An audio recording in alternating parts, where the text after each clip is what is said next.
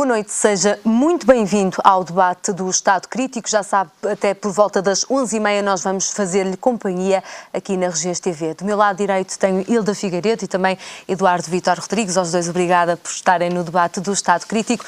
E ao meu lado esquerdo tenho Albina Almeida, também obrigada por estar neste debate. Quase 1 milhão de pessoas enfrentam o desemprego em Portugal. Os números foram revelados esta semana pelo INE, indicam que houve uma taxa no último trimestre do ano 2012 que alcançou os 16,9%. O Governo já reiterou que estava à espera, de resto, destes números, destes valores, e diz ainda que 2013 pode sofrer uma subida. Começamos este Estado Crítico por apresentar algumas soluções de combate ao desemprego. Hilda, comece por ouvir uma possível solução. Bom, uma solução imediata é naturalmente renegociar a dívida, baixar a taxa de juro que estamos a pagar, os encargos brutais que Portugal está a pagar via Orçamento de Estado. É preciso ter em conta que só para 2013 estão agendados 7.500 milhões de euros de juros. É uma brutalidade. Se pelo menos metade deste dinheiro, ou seja, cerca de 4.000 milhões de euros, fosse injetado na economia via pagamento de salários, completando aquilo que nos estão a roubar aos trabalhadores em geral, seja na administração pública, pela via dos subsídios, e também das taxas extraordinárias que estão a aplicar, seja ao setor privado, onde também, neste momento, há uma situação muito complicada, seja aos reformados, seja depois pela via do apoio às pequenas e médias empresas, também com um financiamento rápido, eficiente e a custo baixo, seja com investimento público, onde é necessário, na educação, na saúde, na segurança, na reabilitação urbana, na proteção social, nas várias áreas, com cerca de 4.000 milhões de euros injetados na economia, resultantes dessa renegociação da dívida. Veja só, com uma medida destas, nós temos condições, primeiro, para acabar com a recessão, e já, como se viu, o último dado aponta para um déficit, uma descida no PIB, não é, de 3,2%, menos 3,2%. Mas, se isto não é travado, o desemprego chega aonde? Esse é o oficial.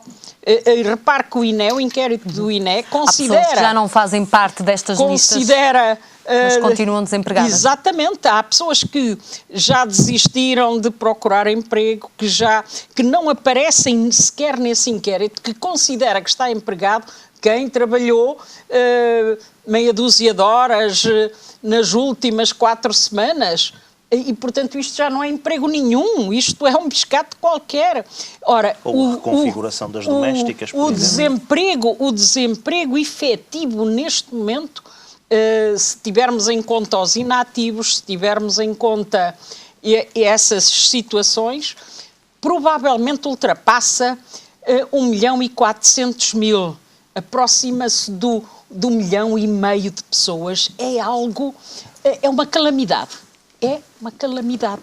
A atingir fundamentalmente os jovens, a taxa oficial da ordem dos 40%, mas a taxa efetiva provavelmente, sobretudo até nas camadas mais jovens, ultrapassar os 50%. É uma calamidade.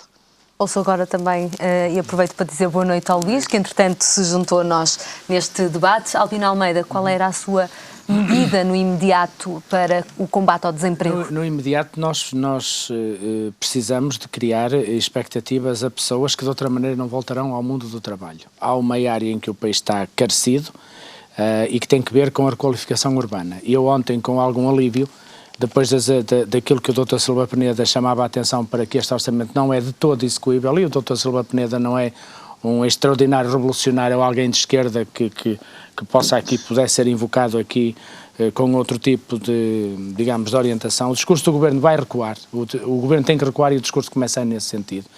Algum investimento público vai ter que ser feito de qualidade, imprescindível, para reanimar a economia.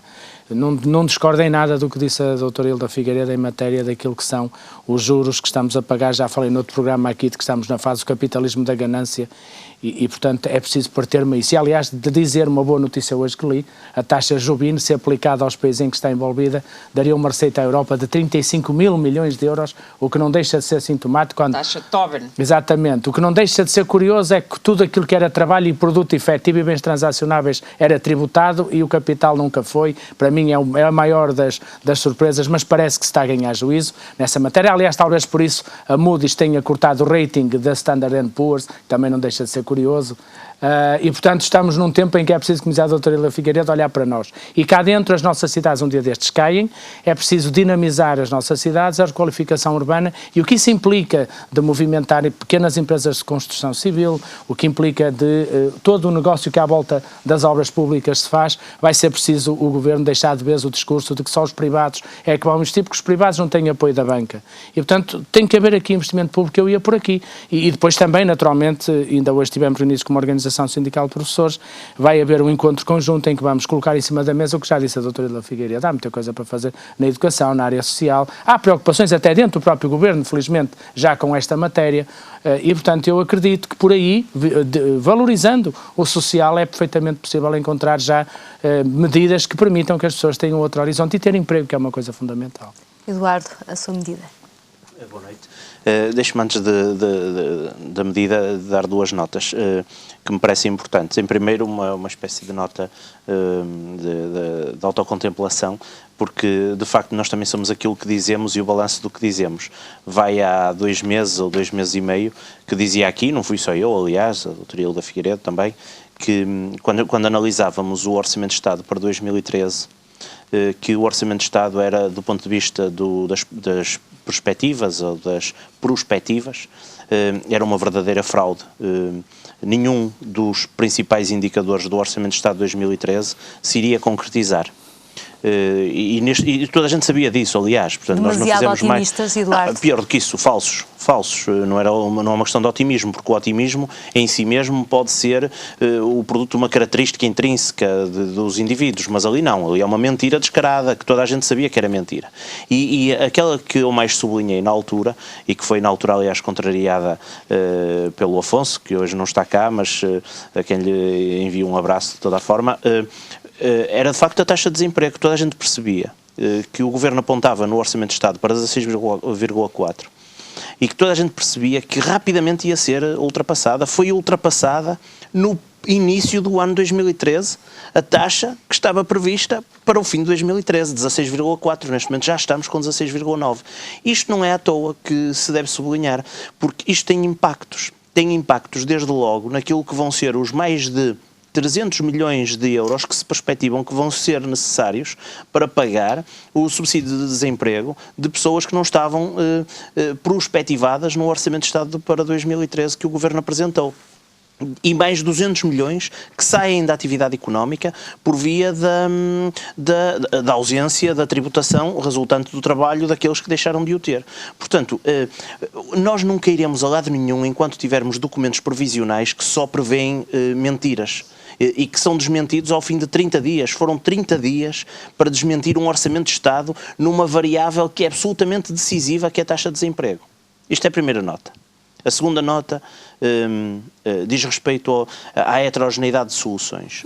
Todas as soluções que nós possamos pôr em cima da mesa fazem sentido, porque o desemprego é um fenómeno multidimensional, é um fenómeno estrutural, aliás é um processo estrutural multidimensional e, portanto, nós temos de facto várias frentes de combate e diferentes medidas podem não resolver nada, embora resolvam muita coisa a nichos específicos.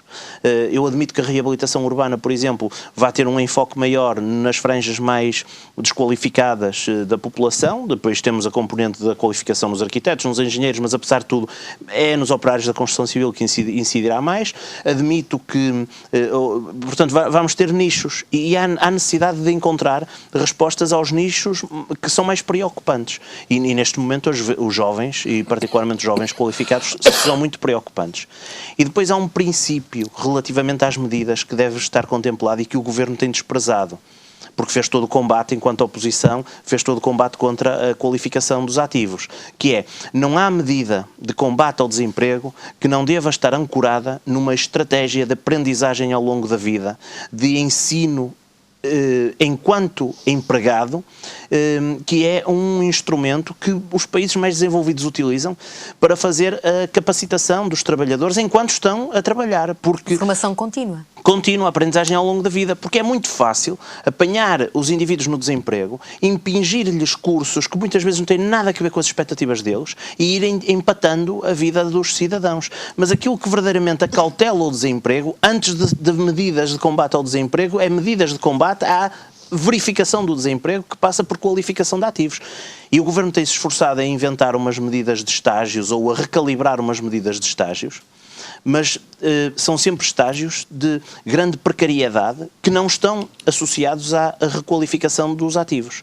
E uma medida que, do meu ponto de vista, era muito clara, passa neste momento por aquele nicho que, do meu ponto de vista também, é o nicho mais problemático. Olha, por exemplo, em Vila Nova de Gaia, onde, segundo os dados de dezembro de 2012, a taxa de desemprego é 21,9%. Oficial, 21,9%.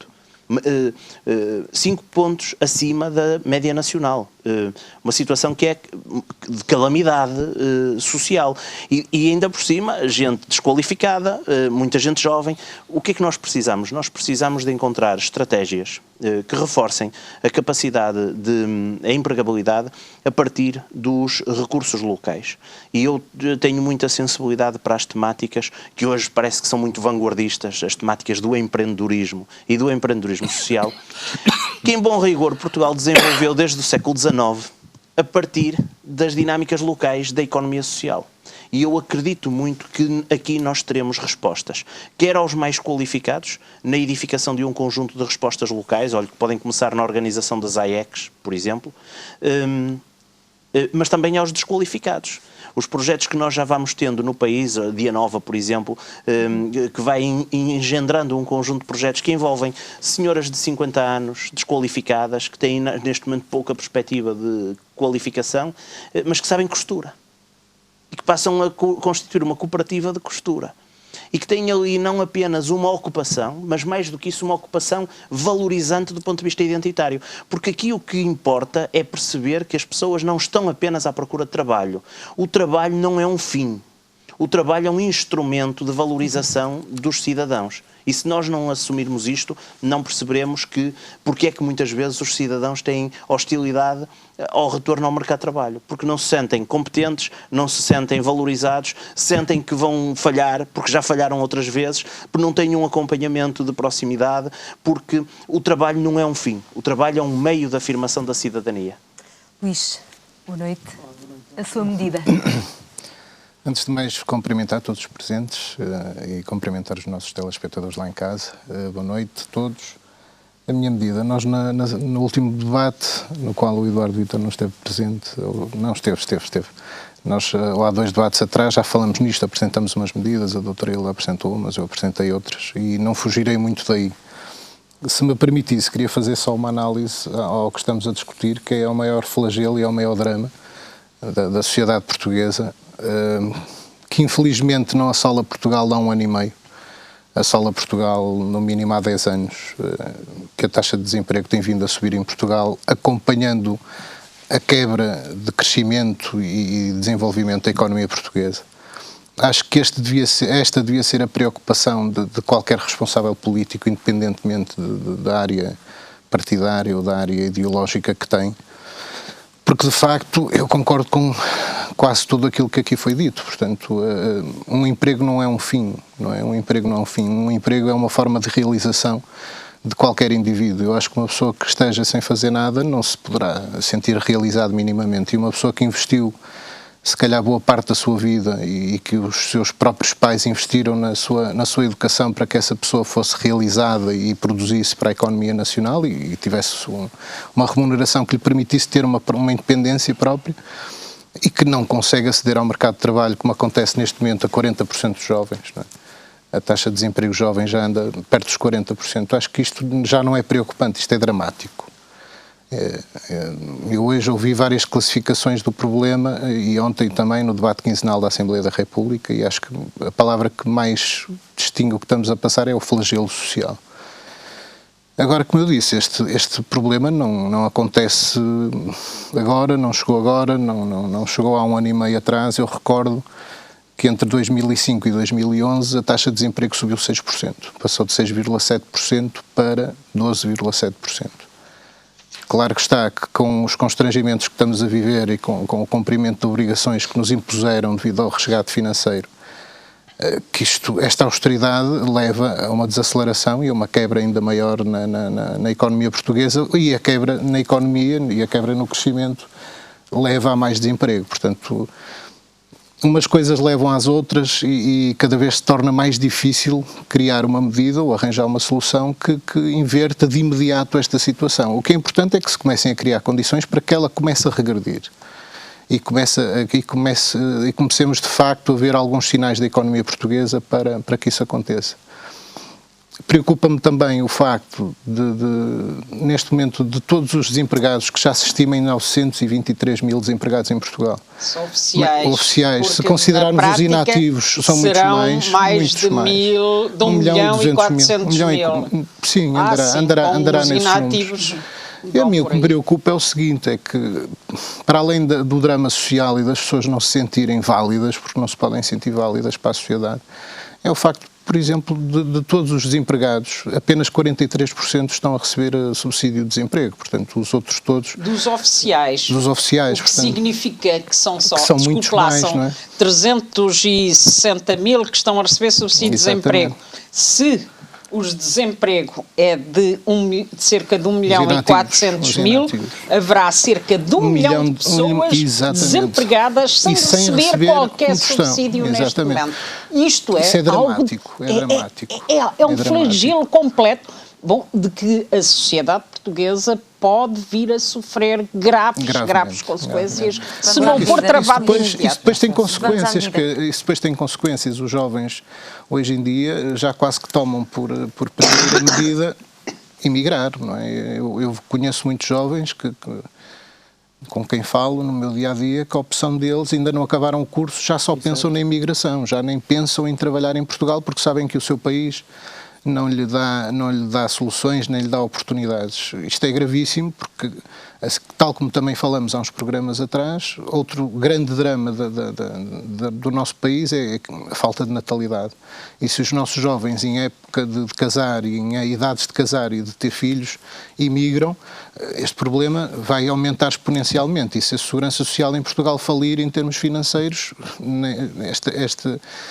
este milhão de pessoas que não pode receber com participações do Estado ficará muito pior.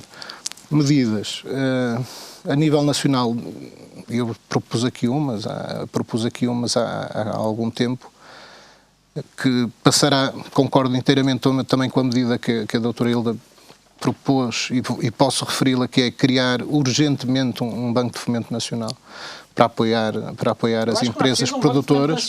Há caixas de depósitos, utilizemos-la. Sim, criar um fundo de fomento nacional, por exemplo, para dar crédito às empresas.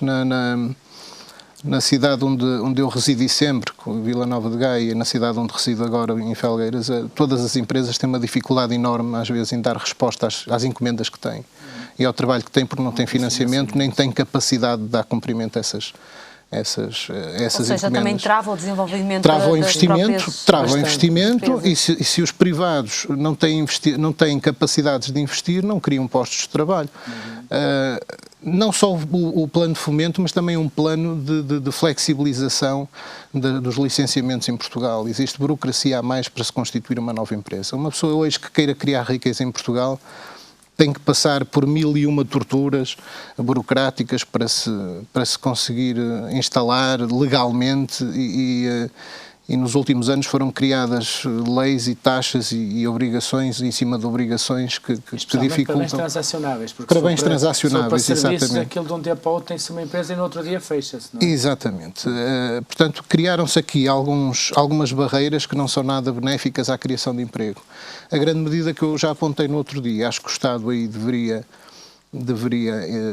começar a trabalhar, que era a criação de uma bolsa de trabalho, em que teria que analisar quais são as necessidades reais do país, onde é que nós somos mais fortes, onde é que nós somos competitivos, porque estamos numa sociedade globalizada, competitiva, e tentar encaminhar para aí depois a formação das pessoas, porque concordo com o Eduardo quando diz que não vale a pena estarmos a dar cursos de formação profissional se depois as pessoas não tiram rendimento nem rentabilidade desses cursos, não é? Eu acho que o melhor exemplo que tivemos disso foi o programa das novas oportunidades, que andou para aí a dar cursos de cabeleireiro e de jogador de futebol e de...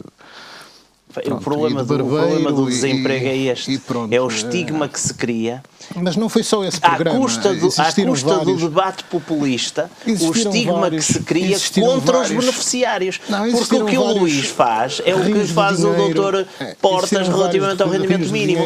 Atacando a medida, estigmatiza os beneficiários. E as novas oportunidades, e eu garanto-lhe aqui, tão certo como garantiu a taxa de desemprego para 2013, as novas oportunidades vão voltar pela mão deste governo, agora chamadas de uma coisa diferente, com a mesma filosofia. Não tenha dúvida nenhuma, porque as novas oportunidades, conceptualmente, são um instrumento poderosíssimo de... Mais uma vez era uma boa ideia que correu mal, não é? Não é uma boa ideia que correu mal. O problema é que você olha para a árvore e não para a floresta.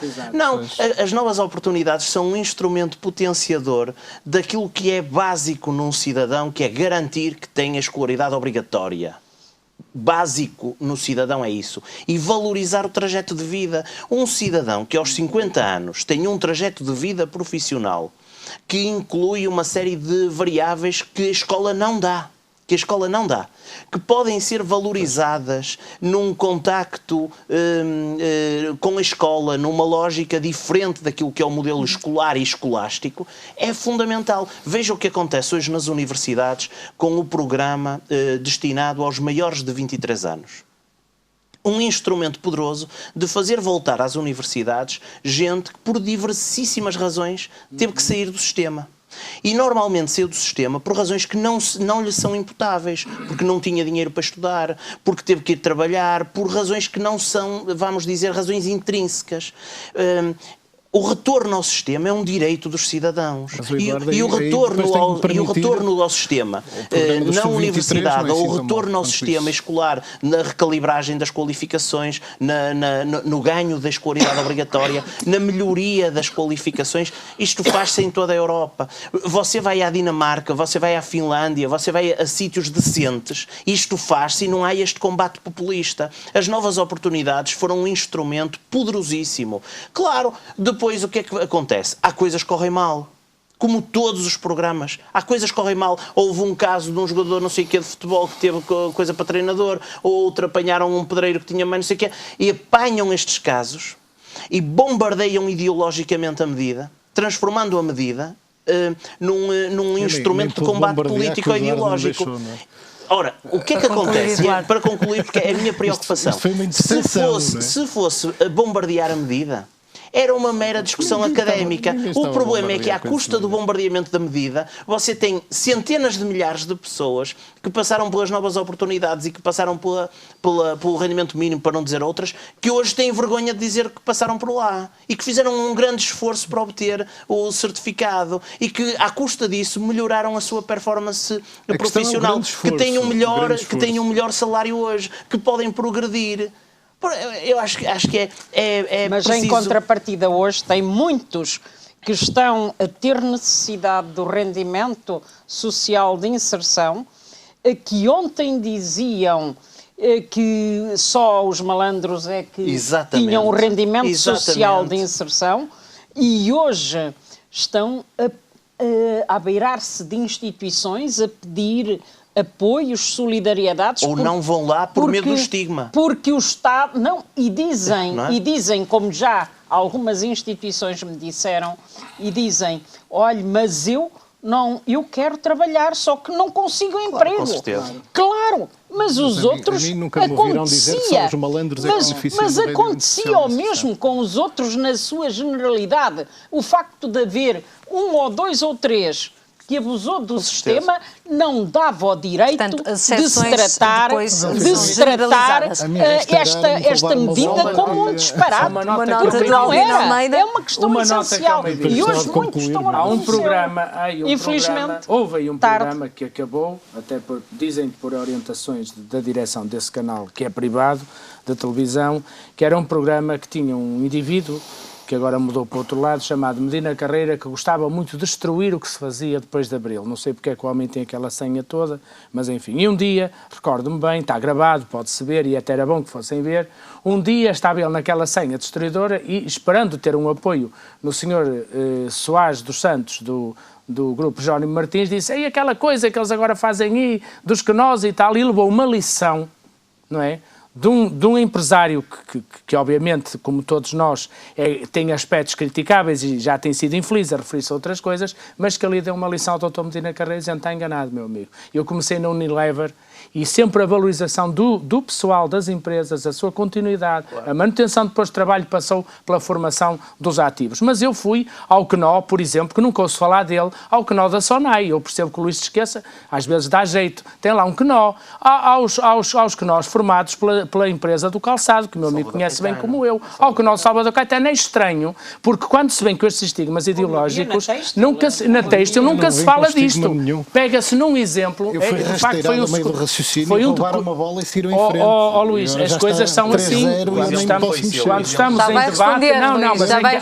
A segunda parte disto, e que o Luís também não pode ignorar, eu já tenho dito aqui que o Luís é sério. O que toma a sério é certas coisas ideológicas que até nem parecem do Luís, com a franqueza e a admiração que eu tenho por ele. Porque ele sabe que isto não cola com a realidade. E não cola por outra razão que eu vou dizer. Está provado hoje, e por todos os... Isto é uma evidência científica, com estudos feitos, que os pais que estiveram nas novas oportunidades, quer tenham ou não voltado ao emprego, há uma coisa que eles passaram a valorizar junto dos filhos à escola. Isso é um ganho excepcional. E, portanto, não vale a pena estar aqui. Eu tenho uma dificuldade muito grande, por exemplo, em reconhecer que é tudo mau quando vem de um lado ou é tudo bom quando vem do outro. Eu quero dizer aqui, e assumir o que vou dizer agora, que dentro em breve veremos deste governo, de pessoas importantes deste governo, a colocar na ordem do dia os que nós, outra vez, chamam-lhe a outro nome, porque há uma técnica em Portugal, mantém-se o produto e muda-se o rótulo, que é para ficar mais à cor de quem o muda, não é?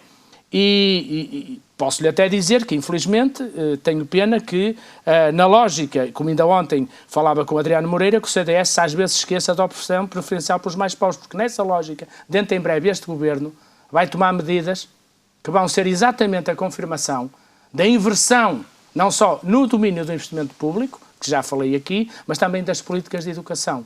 Porque este caminho que está a ser seguido tem uma narrativa que nunca colou com a realidade. Já me referi a isso aqui, que é, nós estamos debaixo de um pedido de assistência. Hoje é claro, já se percebe nos debates nacionais, que o pedido de assistência visou um problema chamado banca, como tinha acontecido no mundo, mas isso ainda não está ao alcance de todos os cidadãos, mas vai chegar lá. Esta narrativa é falsa. Portanto, os países têm que olhar para a sua riqueza e aí estamos plenamente de acordo. Nós temos muita coisa para fazer. Como país, podemos depender muito menos dos estrangeiros se valorizarmos, de facto e a sério, a agricultura, que aliás é um setor que pouca gente fala porque está em crescimento. Podemos valorizar a pesca, podemos valorizar os nossos produtos naturais. O Sr. Portas esteve cá há 20 anos. É estranho que ninguém fale do relatório que ele fez. O que ele veio cá dizer há 20 anos foi apostem naquilo que têm de bom, naquilo que sabem fazer, formem o pessoal, trabalhem. Não sei, o que é que fizemos? Fizemos... Que de resto é isso o valor acrescentado de cada país. É isso que estamos outra vez a infletir no ano letivo. Lá chegaremos daqui a bocado na avaliação. É precisamente para aí que, felizmente, desde que sou atual secretário de Estado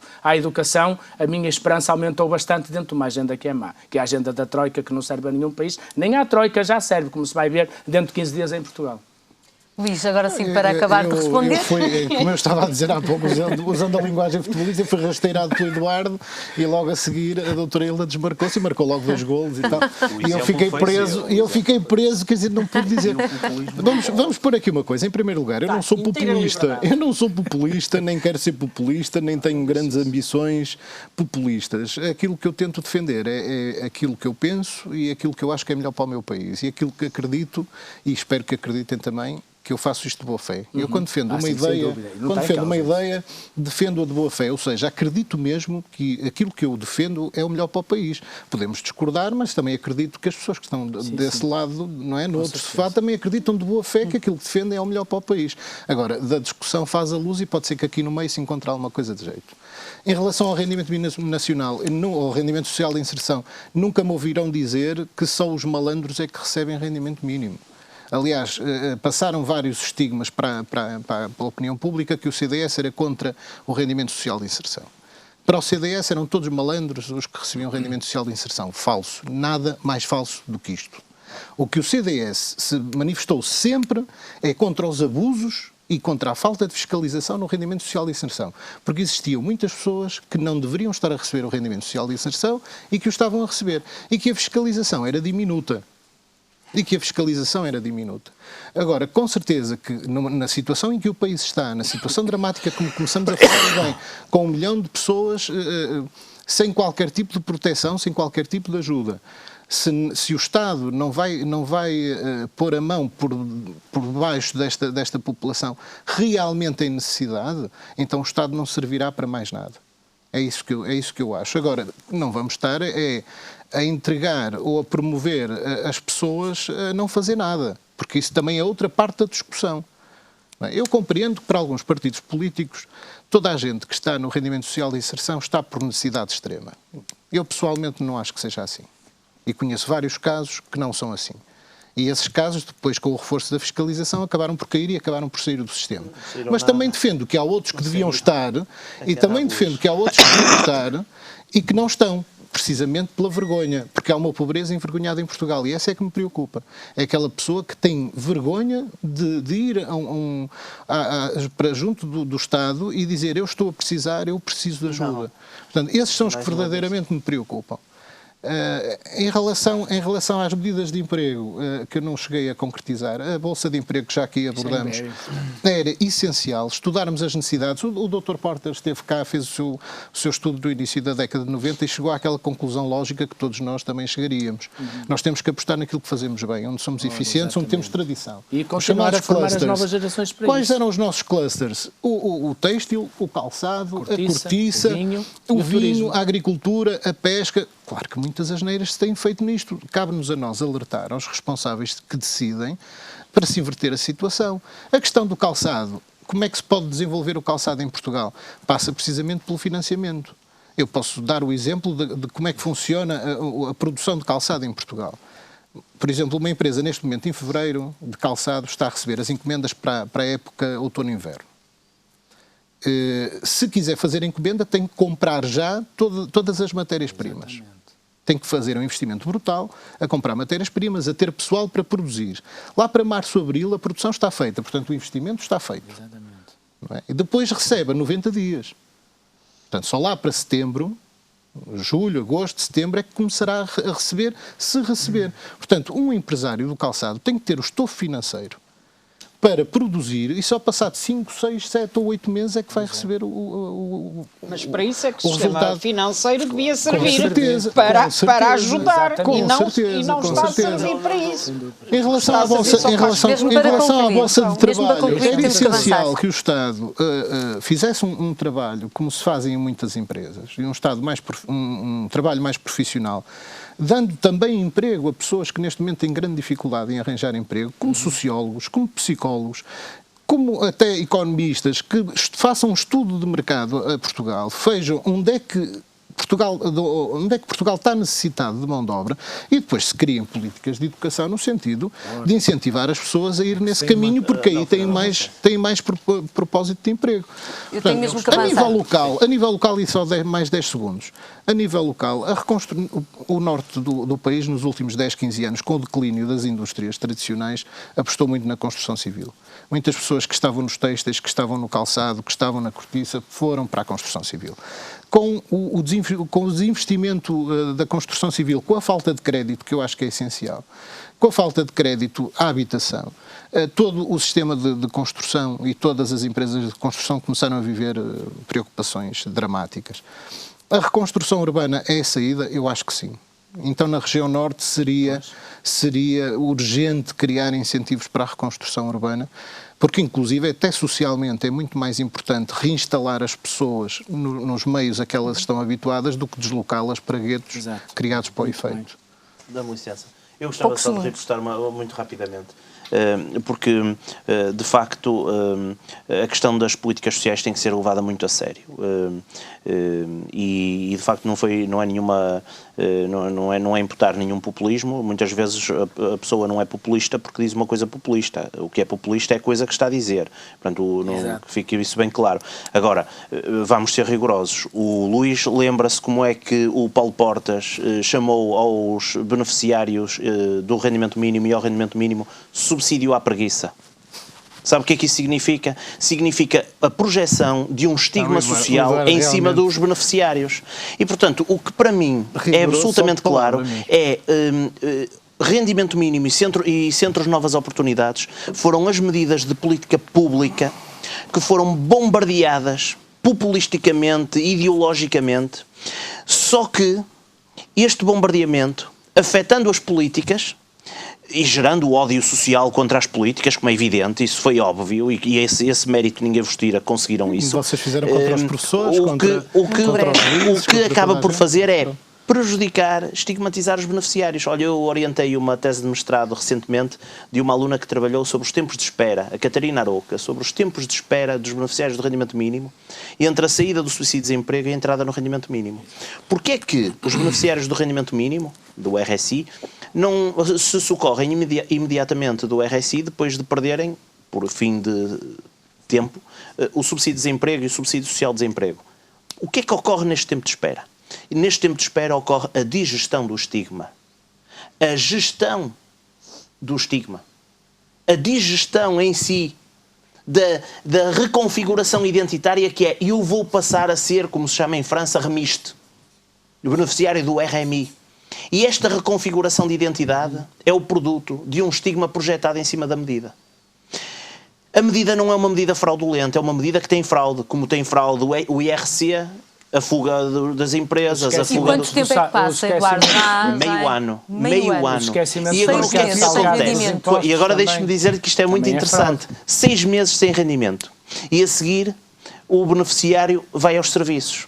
E os serviços demoram neste momento 6 a 7 meses a verificar as condições de acesso e a atribuir ou não a medida. É um ano. O que está a dizer vai de encontro à minha próxima questão para a Hilda. Hilda, quando acabam os rendimentos, quando se acaba o subsídio de desemprego, por exemplo, quando uma família não arranja nem emprego, nem tem nenhum rendimento por parte do Estado, a quem é que pode recorrer?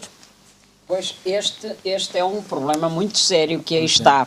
Porque o Estado, em vez de ter um sistema de políticas públicas de apoio e de integração, e era isso que deveria estar com um rendimento mínimo garantido para todos, depois de acabar o subsídio de desemprego, que devia ser o mais extenso possível. Cada pessoa que não tivesse nenhum meio de subsistência devia ter um rendimento mínimo garantido igual ao limiar de pobreza, que é no nosso país... Não vai muito perto ao salário mínimo nacional? Aliás, já foi um bocadinho superior, agora é inferior, 435 euros. Porque neste momento...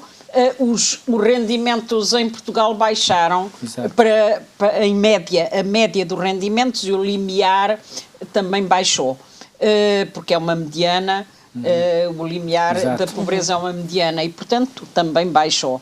Está na ordem dos 430 euros por mês que cada pessoa devia ter para poder subsistir. Sabe qual é o rendimento social de inserção neste momento? Para cada pessoa? 90 euros. Em média, Não, 90 não, euros. 180 euros agregado. para a primeira pessoa no agregado. Se a segunda também precisa, é só 50%. metade, 50%.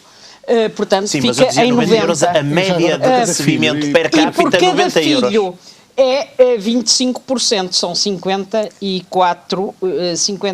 à volta de 50 euros. Baixou Então, bastante. veja uma família com marido e mulher resolveu-se o problema do desempregado, lado errado, não é? em que já não tem subsídio de desemprego e que tem 2 crianças, tem que viver com 400 euros por mês, enfim, para tudo. É impossível. Mas temos de discutir É impossível. o problema. Mas temos de discutir Uma o problema família de 4 pela outra pessoas parte da a viver resolução do com problema. 4. É impossível viver com o mínimo de dignidade e por isso nós temos as crianças a chegarem à escola com fome. E a quem é que as sem famílias terem, podem recorrer neste momento? sem Ainda está no terem- terreno muitas vezes? Assim estou e tenho andado a visitar muitas instituições e PSS, etc., que me contam os dramas de estarem completamente bloqueadas, porque têm listas de espera enormes.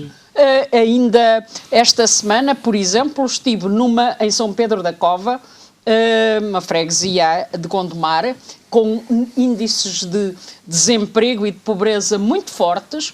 Esta instituição, que é a Vai Avante, tem cerca de 80 trabalhadores, apoia centenas de pessoas, idosas, crianças, etc. Mas, por exemplo, apoio domiciliário de pessoas idosas que não conseguem mexer-se, que é preciso ir lá levar-lhes o dinheiro. O dinheiro não é o dinheiro, que é preciso ir levar-lhes a comida e ajudá-los a comer, pois a Segurança Social recusou-se até hoje a dar-lhes o alargamento do apoio, do acordo, para que possam lá ir ao sábado e ao domingo. E, portanto, a instituição, que já teve que mandar embora trabalhadores porque não lhes deram dinheiro, nem aceitaram prolongar o acordo e aumentar, alargar o seu âmbito, então estas pessoas ficam ao fim de semana sem alimentação garantida. Sem alimentação garantida, sem assistência, sem higiene, a usarem fraldas, é de facto a ficarem nós já 48 aqui horas ao com debate fraldas, para já fazermos com a mesma um breve fralda, intervalo etc. neste estado crítico. Portanto, tem aqui um caso. Até já. Ainda bem que falou nas IPs.